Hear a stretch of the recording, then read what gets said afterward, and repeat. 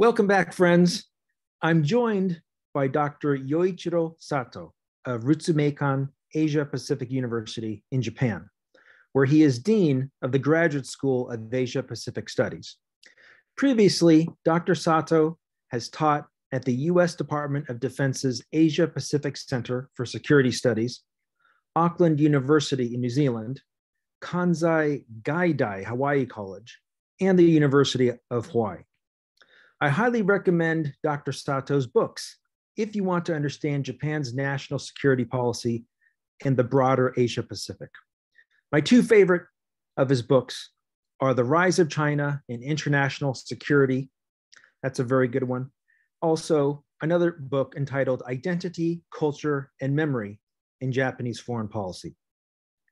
Dr. Sato's Twitter feed also contains important updates about the politics of the Indo-Pacific. His Twitter handle is at Yoichiro Sato, the number 2. So that's at mark YOICHIRO SATO, the number 2. Professor Sato, it's great to have you back. How are you? Good, thank you, Ted. Excellent, excellent. Well, to start, after Russia's invasion of Ukraine, Japan sanctioned Russia in various ways through asset freezes and so forth. What has caught your eye about Japan's response to Russia's aggression against Ukraine?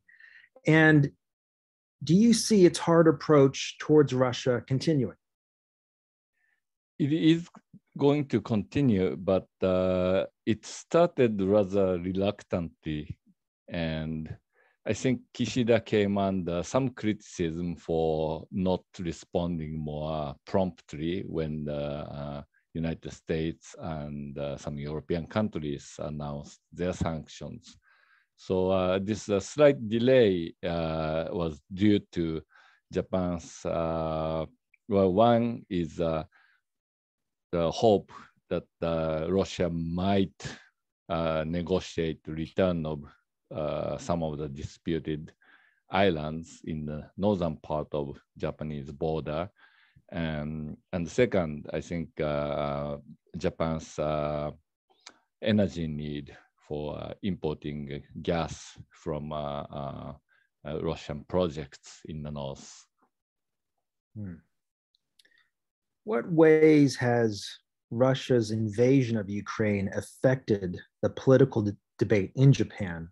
For example, I noticed the other day that former Prime Minister Shinzo Abe called for Japan to consider hosting US nuclear weapons to bolster its deterrence.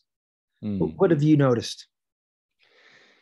Yeah, that was an announcement privately made, and it aims at countering possible expansion of the ongoing conflict over Ukraine into a new front in East Asia. And, you know, if that happens, I mean, that literally means World War III. And when that happens, Japan should be able to host the US nuclear weapons on its soil. And those are not over, you know, long distance strategic variants, but shorter range missiles. And that should counter other countries like China or North Korea from taking advantage of the prevailing crisis in Europe. So it's possibly deterrence against, kind of enhanced deterrence against those potential opportunistic behavior by some of the threatening countries in the neighborhood. One of the members of the Quad, India, has had a muted reaction to Russia's invasion of Ukraine. New Delhi has not criticized Putin, from what I've noticed, and it has taken a neutral stance on the crisis. Thus far, Prime Minister Narendra Modi has opted to solely focus on ensuring the safety of Indian nationals inside Ukraine. Russia, from what I can tell, appreciates that. I think it even thanked New Delhi for adopting an independent position on the crisis. I know India depends on Russia for such a large percentage of its weapons and defense purchases, and that it deepened its relationship with Russia, then the Soviet Union, after Pakistan and China became close. Given all this, Dr. Sato, do you see India's hands-off approach to this crisis in Ukraine continuing? Yes, I think so. As you pointed out, India's arms procurement from Russia is not going to change overnight. It's, once you deploy the various Russian-made weapons, the whole system is designed based on that. So even replacing some parts of that becomes quite a complicated business. So India will continue to use Russian weapons for those reasons, plus the price. Russian weapons are actually good buys for India, high performance, low cost.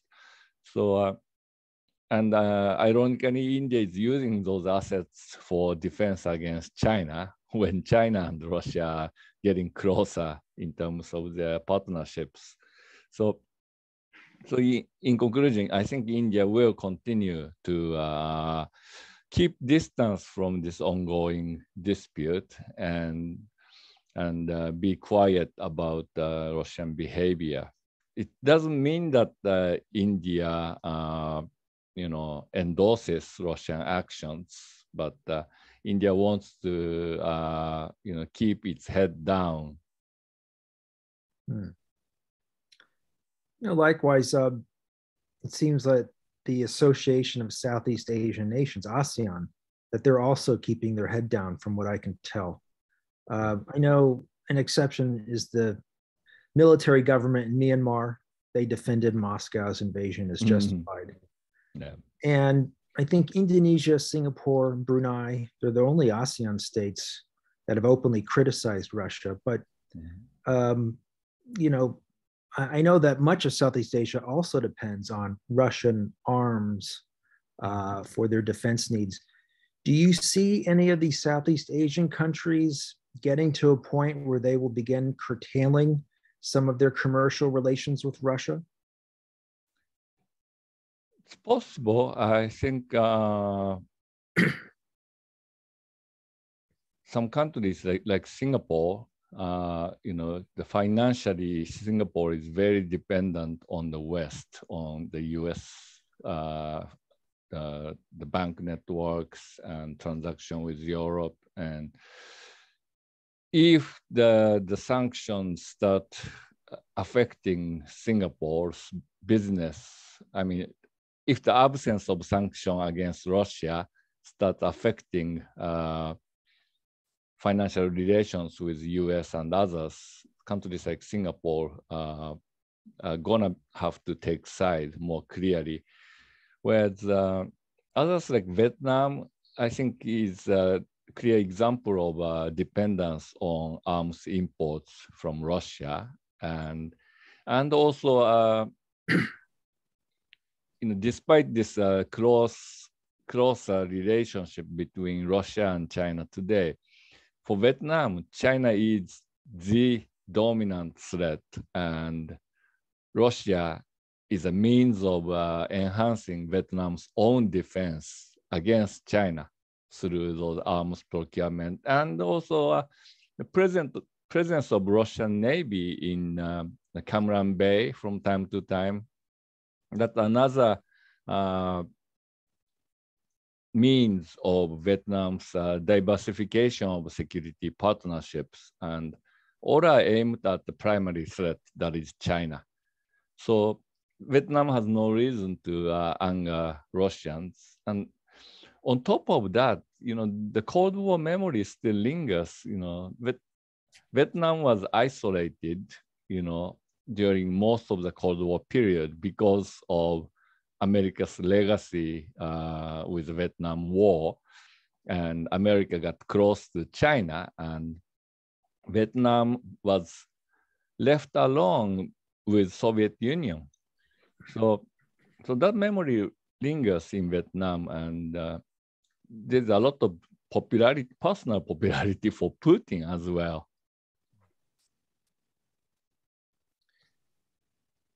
You had mentioned China. How is China addressing the Ukraine crisis on its end? Initially, I saw that the Chinese Communist Party refused to condemn Russia outright, right, or even describe its actions as an invasion, despite the fact that China's touts itself as being a defender of sovereign independence. Where do you see things going? I think China is very uncomfortable to see Russia invade Ukraine, and part of that comes from China's repeated emphasis on the sovereignty of nations, and it was a clear violation of the principle by Russia. It doesn't mean China doesn't violate others, but that's another thing. But the second, I think China was already facing enough criticism from the US and from Asian countries and from Europe on its own. And now China is facing potentially more criticism for not taking action against Russia, not condemning Russia. And this new problem was not China's creation from Chinese perspective. Russia did it without, coordinating with China. But having said that, I think China will take, advantage of any kind of opportunities to advance its causes and against the Taiwan, or against Japan, or against Southeast Asia, or even against Russia itself. I think China will take advantage of this ongoing crisis.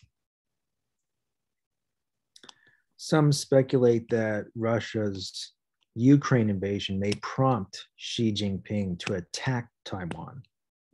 What are your views on that?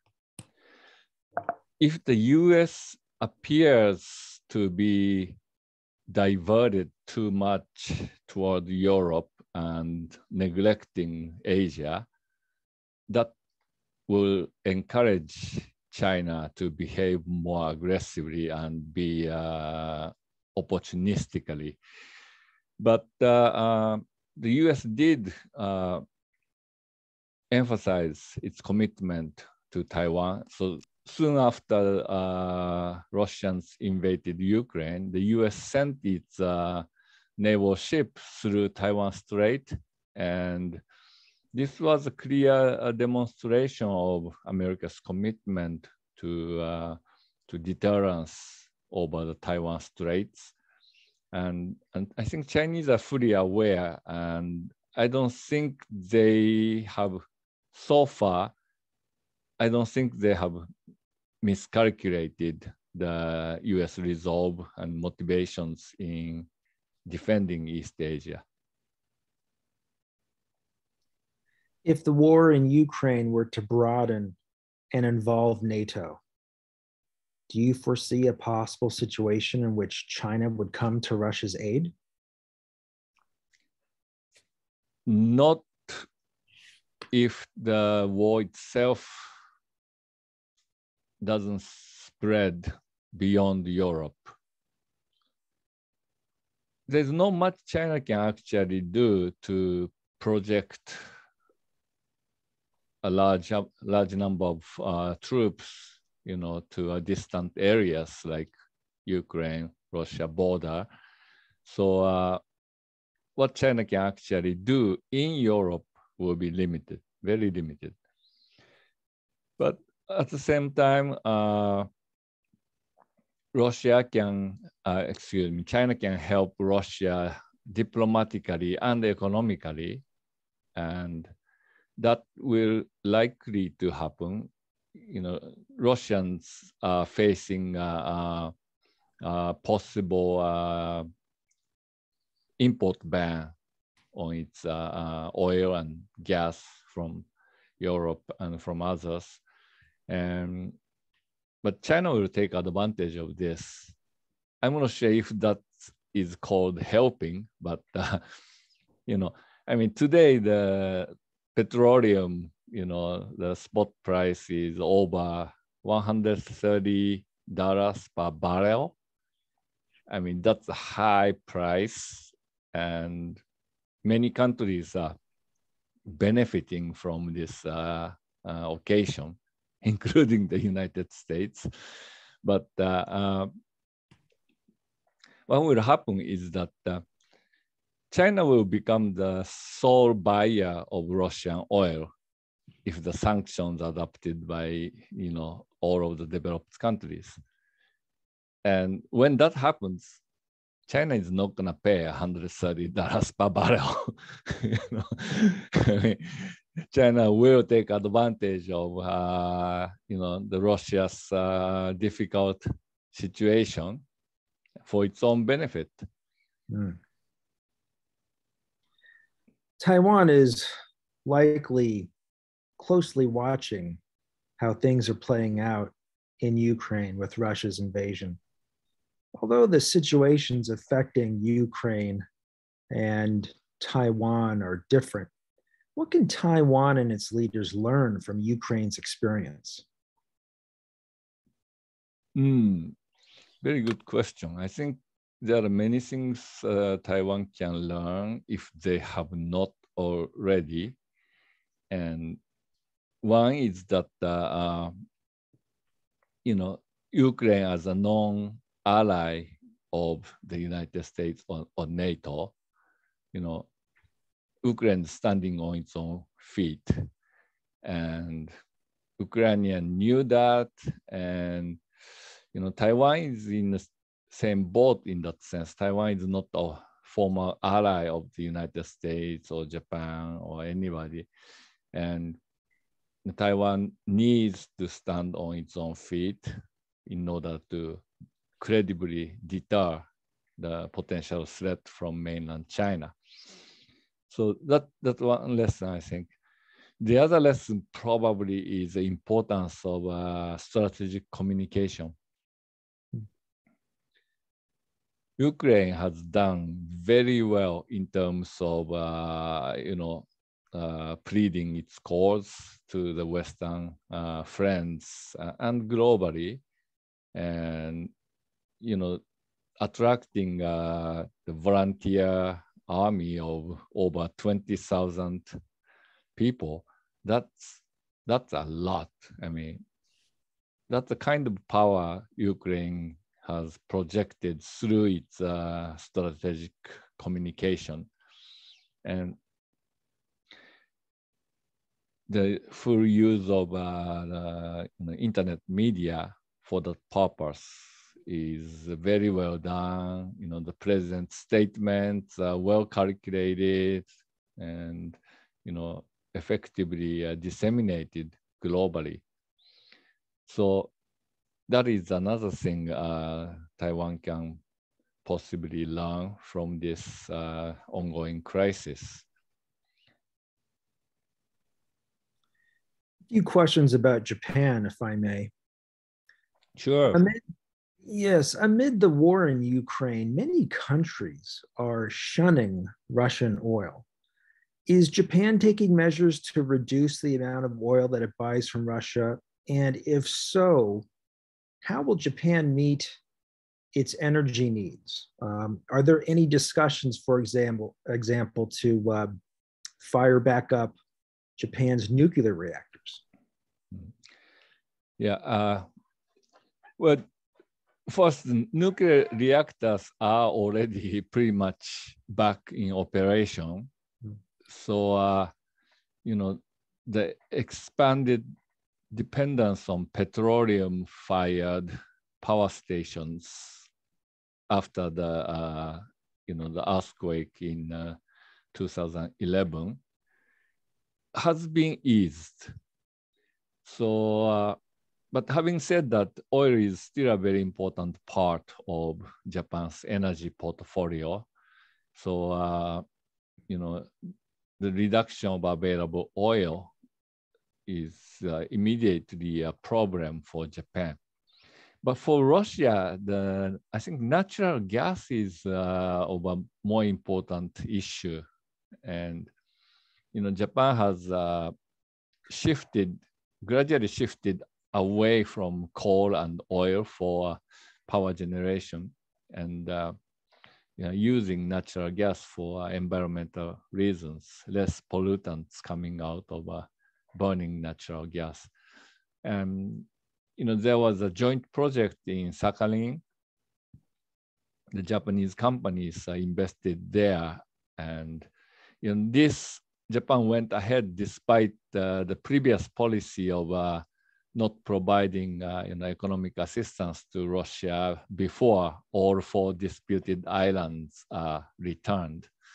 But Japan broke that principle and started providing aid for developing this field, and Japanese companies entered joint ventures with Russian companies.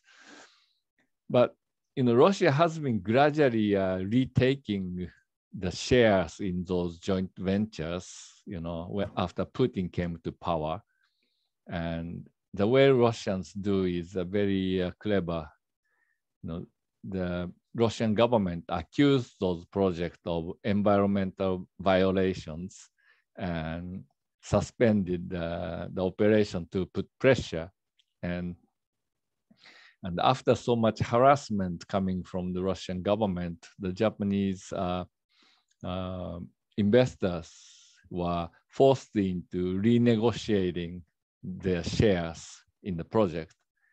So gradually the Japanese companies lost shares, and now with this ongoing crisis and the pressure from the West and the US against Japan for importing gas from Russia and so forth, it's possible that Japan may just give up and abandon the remaining shares in those oil and gas projects. Lately, much of the world has been suffering the effects of inflation.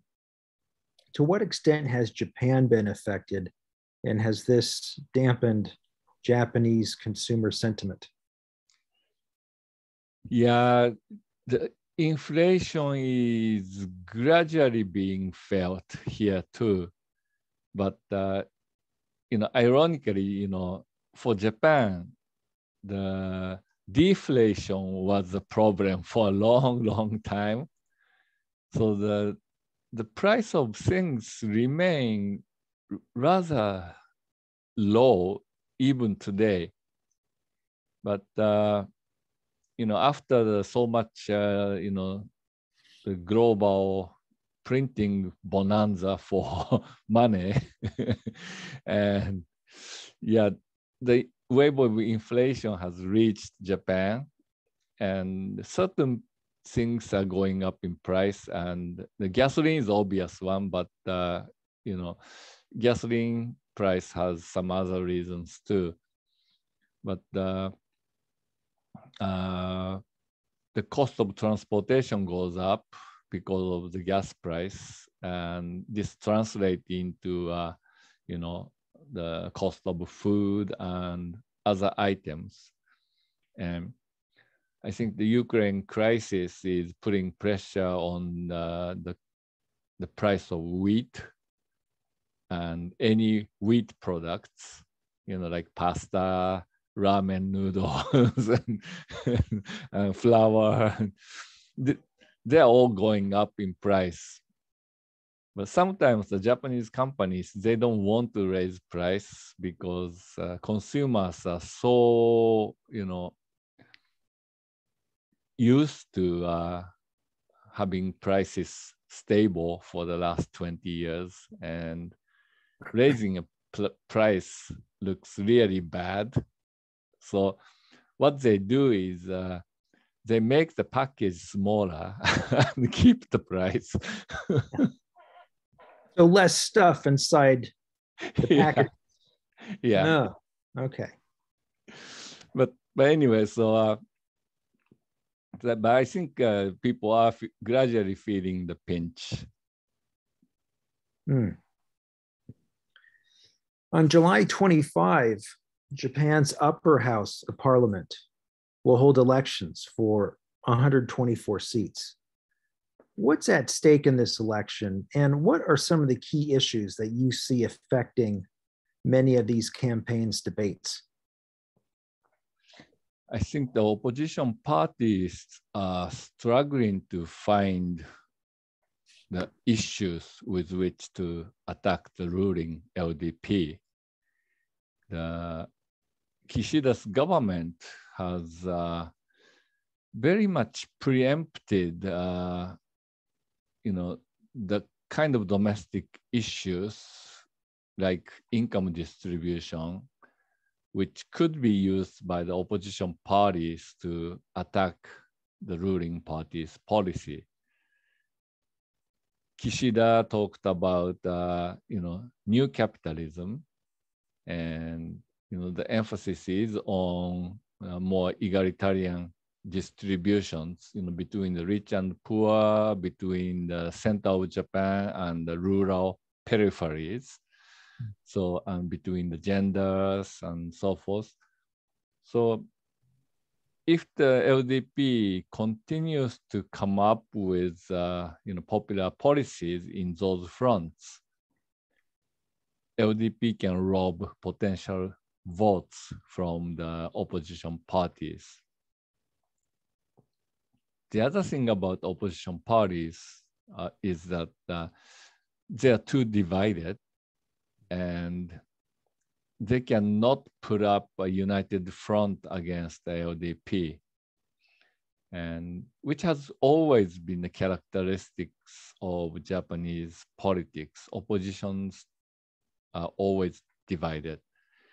And the only time, the LDP lost big time back in 1993,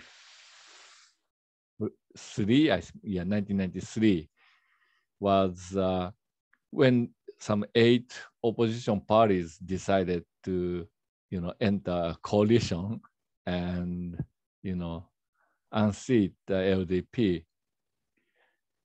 That was when the turnover took place, and again in 2000s, I think the Democratic Party of Japan, the DPJ, took power in 2009, I believe, and that time the DPJ, was formed out of several former opposition parties, and they cooperated, and the major opposition party outside the coalition was just a communist party.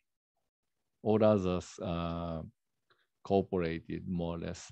So unless the opposition parties can unite, they are not gonna be rivaling the ruling LDP. But the election is very difficult to forecast, and nobody knows what's going to happen between now and this summer, especially in terms of COVID. I think the COVID situation will be a big factor in determining the outcome of the election. Now the stealth variant of the Omicron, I forgot the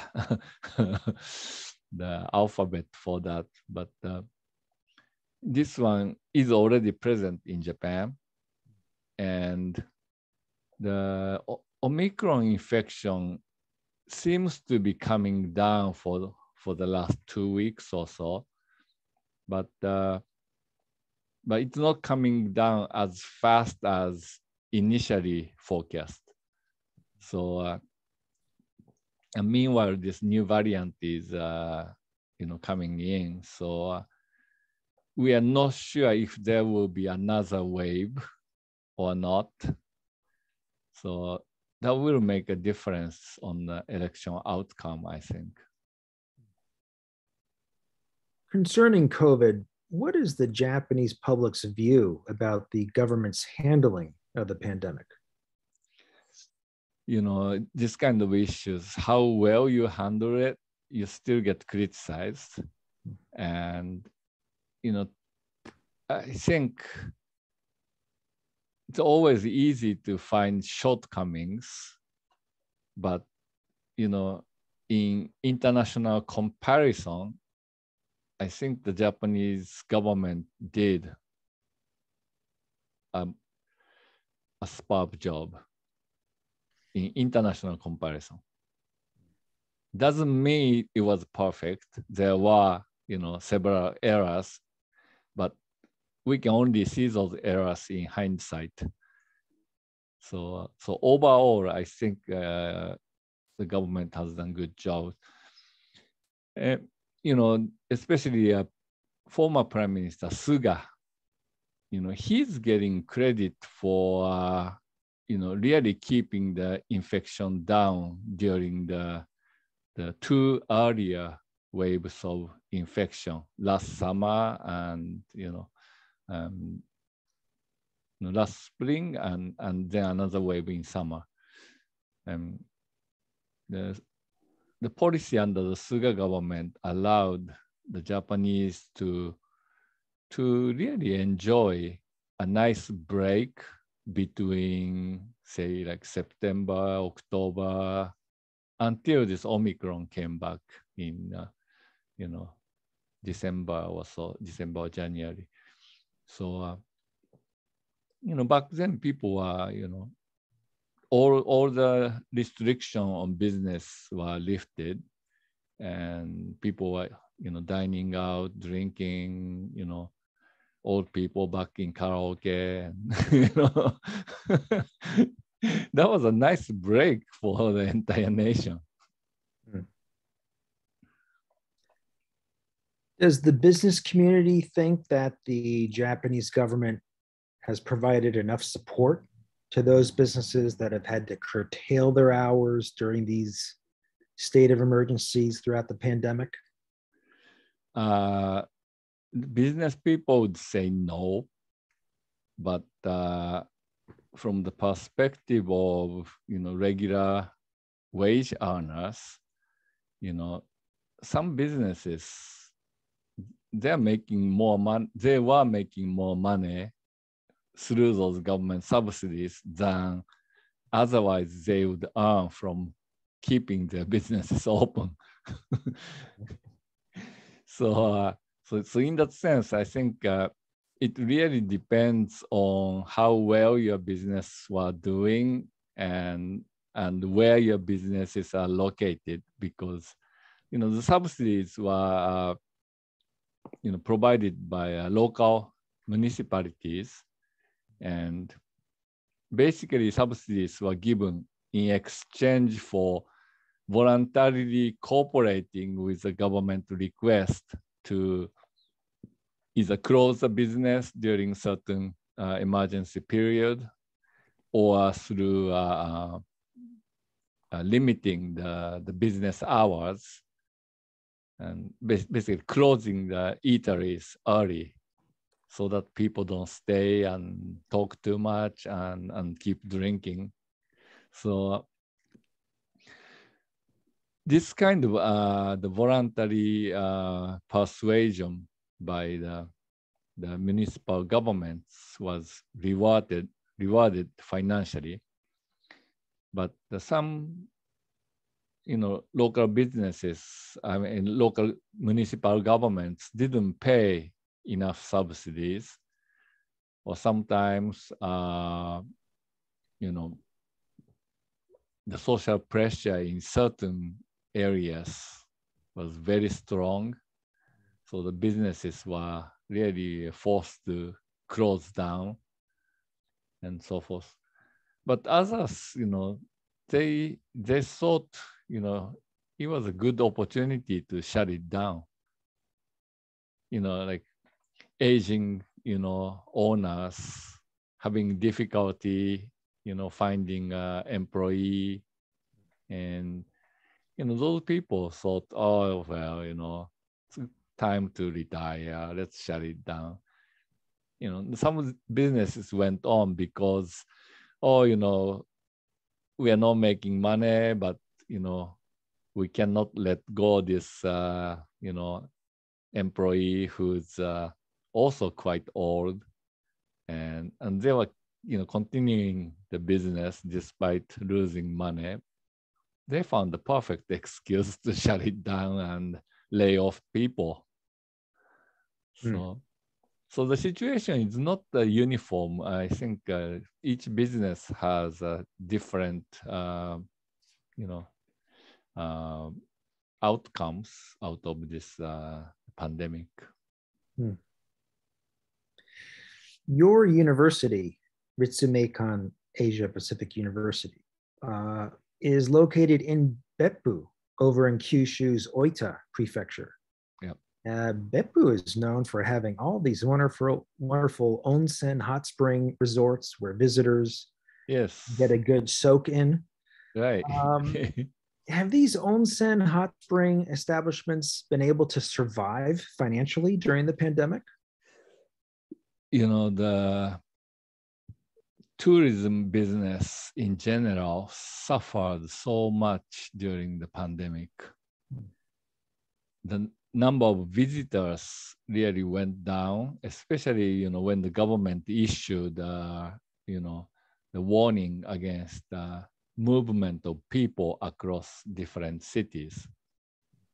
Japan didn't adopt the compulsory lockdown, but the government did issue voluntary request for the people not to cross the prefectural borders. And that will really have a negative impact on tourism. So the hotels booking went down, and the restaurants revenues went down. So the local governments were doing many things. During the pandemic, they couldn't do much, but as soon as the infection went down and the government restrictions were eased, then they were also issuing some coupons for the local residents to use in local establishments. So like my town, they sell coupons like 30,000 yen worth in value for a discounted price. And you can only use those coupons within the township. And some participating businesses, from eatery to supermarkets even, you can use those coupons at the discount rate. When you visit Beppu's onsen hot spring establishments, are they serving any special types of food there that you can't find elsewhere in Japan? Yeah, there are. The area is rich in fresh seafood and high quality beef product, and so it's called bungo gyu. It's not as famous as Kobe beef, but Kyushu has some famous beef from Oita, that's bungo beef, and saga beef is also well known, and Kumamoto has what is called akaushi, red kind of red meat type of beef. Mm. And also, the city called Kobayashi in Miyazaki Prefecture is known for exporting, the little cows for, meat cow farmers everywhere in Japan. So I think there's something good about raising cows here. So anyway, in terms of cuisine, what's unique in Oita? One of those is steaming of those seafood and meat and various vegetables using the steam from hot spring. Okay. Yeah. When are the sakura cherry blossoms scheduled to bloom in Beppu this year? There are two types of sakura here, and one is called kawasu sakura, and this kawasu sakura is brought from Izu Peninsula, and it's more of a pinkish variety, just like the one showing in your background. Okay. And this type has flower already, actually, mid-February to late February. So I can see some of those trees in the neighborhood as well. Oh, okay. But then the more typical light pinkish color sakura, their season starts in late March to early April, depending on how cold the winter was. So we are looking for those maybe within 2-3 weeks, I think. Okay, coming up. Yeah, I can already see buds kind of, making itself a little bigger, That's an exciting time. Yeah. Will the local government in Beppu allow for any hanami cherry blossom viewing parties this year? In Oita, I think that's quite likely because we just came out of any kind of a warning. So the infection counts came down, hospital bed occupancy came down, and all alerts have been lifted here. So I expect that we will have a sakura watching events outdoors this year. But some other prefectures are still under restrictions. So in Kyushu, the Kumamoto remains under restriction. But there are several other prefectures on the other parts of Japan, and Tokyo, Kanagawa, those big cities still have a high rate of COVID cases. So we'll see. The general trend is downward. So hopefully more prefectures come out of restrictions and more people can enjoy sakura this spring. Yes. Also, this time of year, in Miyazaki and in Okinawa, you have a lot of Japanese professional baseball teams heading there for their spring training camps.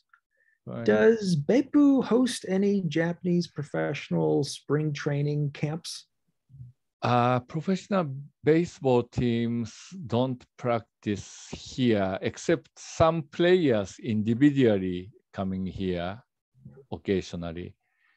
But the Oita Prefecture hosted the World Cup teams, rugby teams, when they came for the world competition, and also for the soccer event.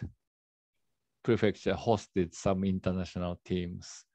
So It's a good place to stay for an extended period of time and practice and soak in hot spring after the hard day of practice.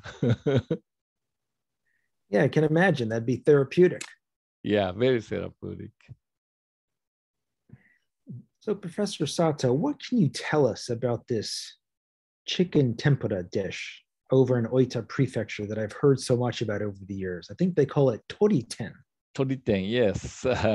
It's a local delicacy.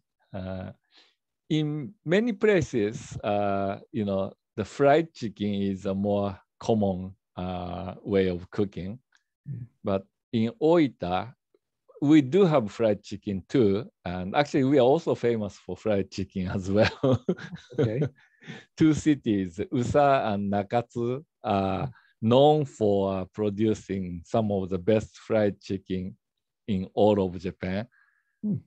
But the toriten is traditionally known in this area, quite unique. It's fried, but it's buttered. Ten comes from tempura. You're familiar with tempura style cooking for like prawns and fish and vegetables, mushroom, and so forth. Right? Yeah, you do that with chicken. Okay. Yeah. Yeah, it's nice and juicy inside. Oh, I'd love to try it. Yeah. Now, you caught my attention when you mentioned fried chicken. Is that anything like karaage, or yes, it's karaage. Yeah. Okay. All right. Yeah. So, Nakatsu karaage and Usa karaage are very famous. And they are particular to Oita. Yeah, Nakatsu style and Usa style have, they have competed, and it has quite distinct flavor. You dip it in the sauce before frying. Kind of marinated in kind of strong garlic flavored sauce. You can keep eating the karaage and drinking beer forever. That combination is a crime. You further convinced me that I need to visit. Yes. Well, I could talk to you all day about cuisine in Oita and beyond, but I know you have commitments. You actually have other things to do today. So I really want to thank you. As always, it's been wonderful having you here to receive your valuable insight. Thank you very much indeed, Dr. Sato. And we thank look you for inviting me. Oh, absolutely. Yeah, we look forward to the next opportunity to check in with you. Great. Thank you again. Thank you. Good to see you again.